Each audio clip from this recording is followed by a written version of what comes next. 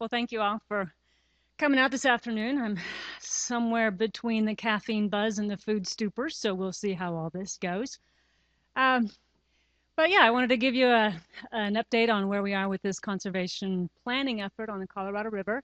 You can see the steering committee we've been working with for the last couple of years. Funding has been um, group effort, big time. So the steering committee members on the first phase and definitely in the second phase, Southern Rockies, we heard from them this morning uh, on some of the work they've done that they're sponsoring the second half. Conservation planning on the Colorado River, how's that for intimidating? Uh, it's huge, basically. Our project area runs from Utah-Colorado border down to the lower boundary of the parks, Canyonlands National Park, and complicated with lots of different land managers, heavily regulated, diverse ecology, sensitive species. It's rocking. And so international politics, we've heard that a few times in talks this week also. Dynamics, fires, floods, weeds, all sorts of good stuff. Beetles are moving through. A good half of the acreage in the project area is in tamarisk, so watching to see what happens here. Interesting stuff, and can't forget climate change. Looking at hydrology, looking at flows, looking at what might happen in the future and trying to plan our restoration work around that. So the game plan was, how do you get your head around this big of an area with this many managers, with this kind of complexity? So it started out with conversations between Nature Conservancy, BLM, National Park Service, and USGS. Utah Forestry, Fire, and State Lands came on a little bit later with their Sovereign Lands program. They're responsible for managing a rather large portion of the project boundary. Our goal was and is a decision support tool for use by the practitioners who are working in the area, something that's flexible, spatially explicit, something that can look and see what's going on in a certain area, inclusive, practical, accessible, and very science-based. So what I'm going to do today is give you an overview of the project. And so I've presented this a couple of times. Yay, we're getting going. Oh my gosh, we're in the middle. And this is kind of the end. We're wrapping up some of the details for the products. So here's the project area. 20 different reaches. The shortest is about 4 kilometers. The longest is almost 40. And about not quite 20,000 acres in the project area. And it's a free-flowing stretch. There are no major dams on the river section itself, but it's heavily influenced by at least 5 major dams on the 3 primary tributaries. The Gunnison comes in just above the project boundary. We have McPhee on the Dolores and also Flaming Gorge on the Green River. So the arrows are showing the Dolores confluence and the green way down at the bottom. So as a general overview of what I'm going to talk to you today, first piece, we'll find out what information is even available. We talked about this in breakout sessions today. Get it all in one place so it's available, accessible for the managers, practitioners. And also where we needed them, we created maps. We did some vegetation mapping, channel mapping, that sort of thing. We also had to group things into conservation elements. I'll come back to that here in a few moments. And then from those conservation elements and from our maps, produce habitat suitability models for a number of the species and groups of species on the floodplain. We also, for restoration planning, there are other things we need to know, including fire risk, another thing that's come up a couple of times in the last couple of days. Also relative treatment cost, how hard is it to get to? We'll get into all these pieces, and recovery potential. All this information is funneled into 2 separate products. One is a USGS open file report that will be available. We got a while, we'll talk timelines. And then also a website, an online decision support tool. And all this is intended to provide information for prioritized restoration planning. So into the weeds we go. So gathering all the information we could, there were published research, white, gray, all sorts of different literature pieces that we could get together.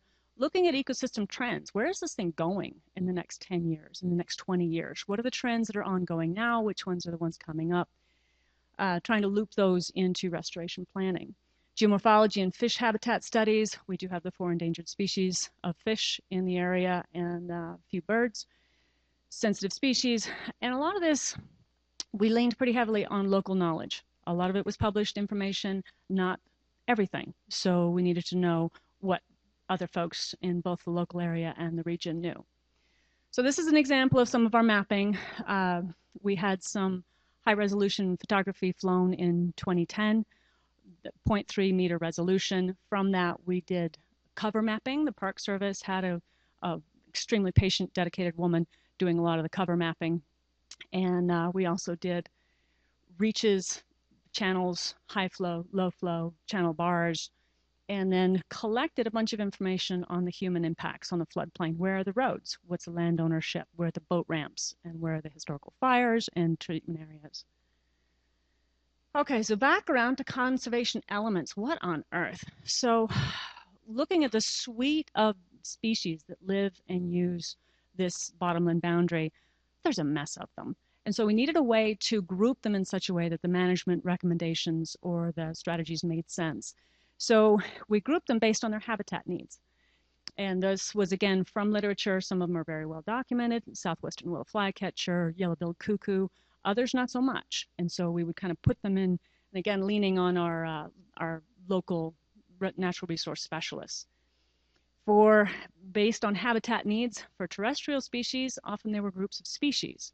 But for fish, it was more of a life stage, because young fish have similar needs with different species, older fish and spawning. So it's a little different grouping. So these are the conservation elements that we identified, and kind of soup to nuts. Riparian overstory, trees, which mostly bird species, and like the trees with the understory below, all the way down through rocky fringed snakes. This was a new one to me. We have a couple of sensitive species in Utah. They're very rare, they're very shy, there's not much known, but they are on the list. So we included them. Rocky crags up against the bottomland boundary. They like to be near water and with complex cover. So this is a sort of basic information on their habitat needs that we were grouping. Now for fish, we didn't have very solid information on water depth or substrate. So these are kind of placeholders. We did some expert workshop work where we identified the conservation groupings and some of the habitat needs, but essentially placeholders for now. So a walkthrough of what the habitat suitability models look like. What we did is we're considering these habitat suitabilities as a coarse first cut. And by coarse, I mean coarse. Where are the trees for riparian overstory species? And how dense are they? So for each of these habitat suitability models, they're at a 2 meter resolution for the entire project area. And you can look through and see, for example, we've got for the riparian understory model, it brings in several pieces. Where is the still water? Where are the dense shrubs? And how many species of shrubs are in the near area? So those sorts of chunks that we could get from our vegetative mapping and our channel mapping. All of our conservation, or all of our habitat suitability models were essentially designed by our local practitioners and reviewed by them, and some regional experts as well. And we constructed the models in a modular fashion. Now, again, we did the cover mapping in 2010. We're rolling into 2015. So looking at vegetation changes, especially with the tamarisk beetle coming through, things are changing. So what we can do is redo the vegetation mapping, substitute that layer, and rerun the models and get a new look at what's going on. Okay, as an example, here's the riparian understory model. Again, now look, if you notice the group of species that we're trying to represent, 3 birds, 2 mammals, and a reptile. But they all like dense shrubs right next to still water. Think of where an otter wants to be, or where a beaver wants to be, and where a western flycatcher wants to be. So now the tamarisk penalty was an interesting thing. You know, in past years we've heard that tamarisk is not, it actually does function as habitat. We're all cool with that. Maybe not when they're crunchy and brown. So we did instill a tamarisk penalty. We have both models available because it depends on which reach you're functioning on in the river. They may be green, they may be brown. So we have both. Bat feeding and bat watering. Bats are, coming up on the level of concern. So we looked at bat feeding, essentially, where can we grow bugs? They like complex cover types. They like to be near water, especially near slow water. Think mosquitoes. And bat watering, this was an interesting piece. We're talking about non-agile bats. These guys fly high off the ground. They come down close to the water. They don't land because they're not agile. They have a hard time taking off again. So open flight path. Hold on, pointer. Yes. So an open flight path with still water. Turbulence is not a good thing if you're flying close to the water and trying to get a drink. But then an open runway, essentially. So we looked at the cover types and found the short ones versus the tall ones where the bats could get in and out. So for all of these habitat suitability models in the document, which is kind of a beast, we're pushing about 170 pages now, the results for all of those are presented in this fashion, where we've taken the bottomland boundary, or essentially the envelope of the project area, divided it into kilometer chunks as you move upstream, downstream. This being Ruby West water, just below the Colorado border. It's a much wider, broader floodplain. For convenience and clarity, I've got it lumped into high, medium, and low values, but all those raw scores are available on the website and can be accessed without too much trouble.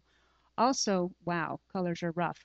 So this is one of the pieces of our vegetation or cover type characterization. So presented in two different ways. One as actual hectares, one as percent of a reach. And that 20 reach, as I mentioned, it goes across.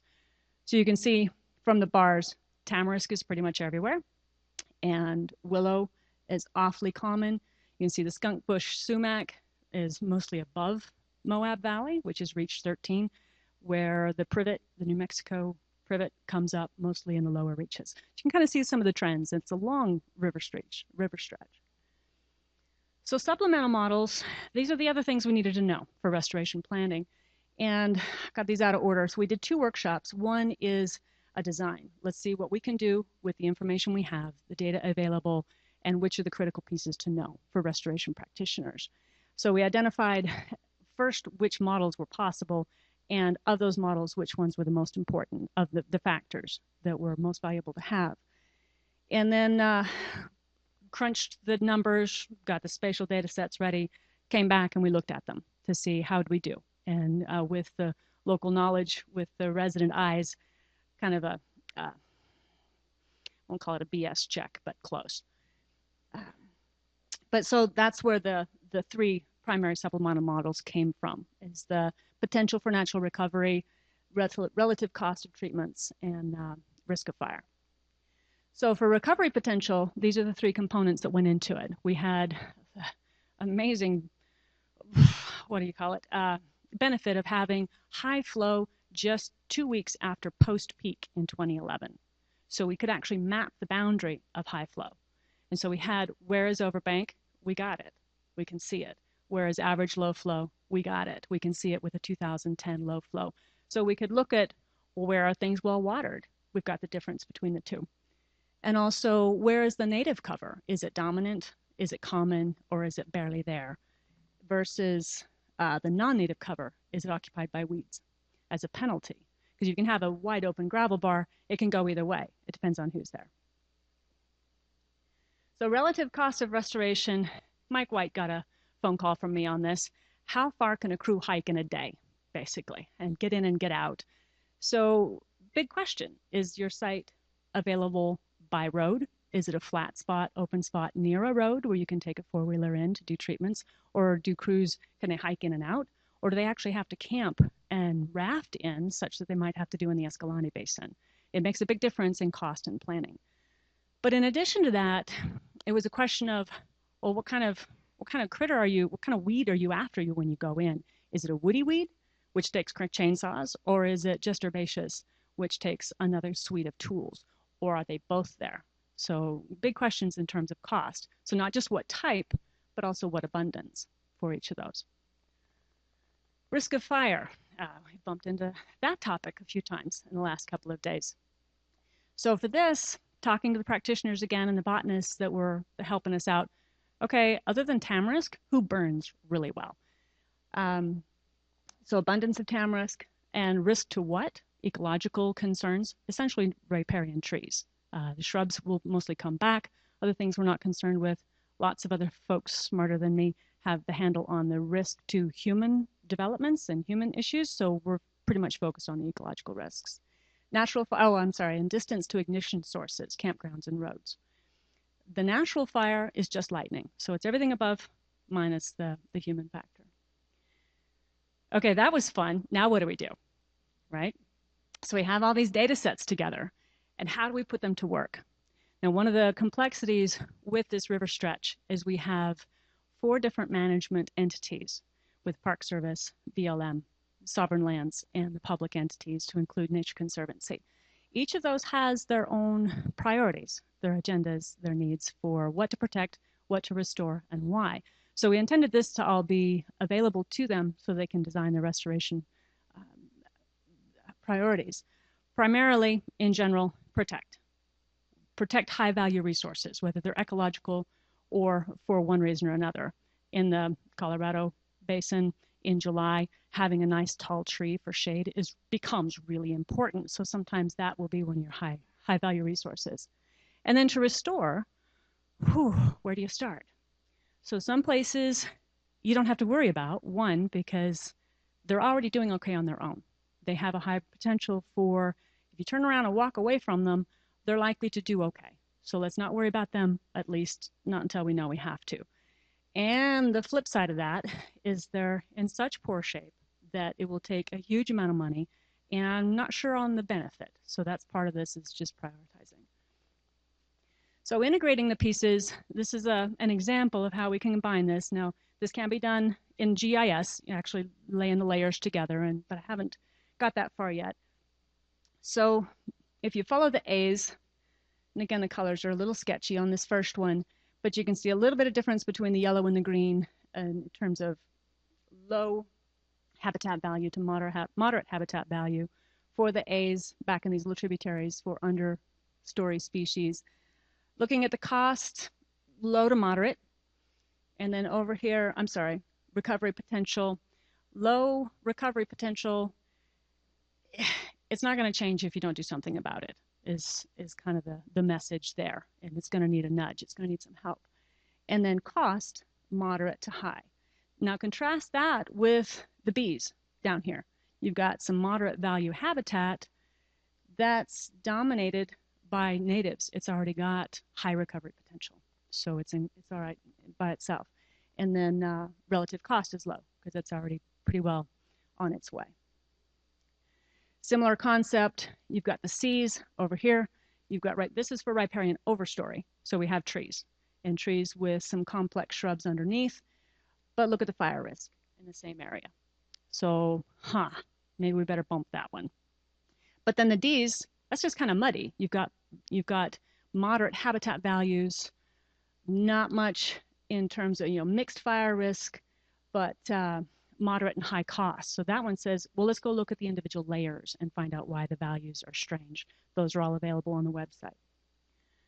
So the decision support tool, the actual website. These are some screenshots for the website. It's mostly constructed. I'm still fussing with a few of the data layers. The opening tab is, hello, you're here. This is our project. There will be a link where you can download the draft, or you can download the open file report. The second tab, all of the data layers that we've been using for the project will be available with their metadata. I've learned a lot about metadata lately.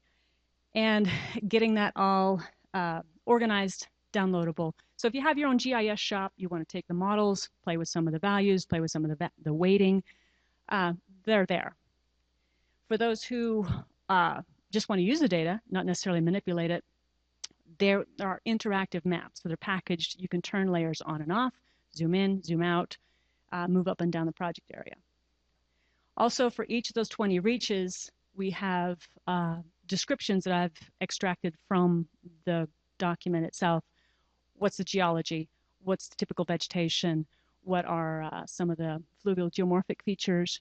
And some nice photos of what each of these reaches look like with a representative map of that reach.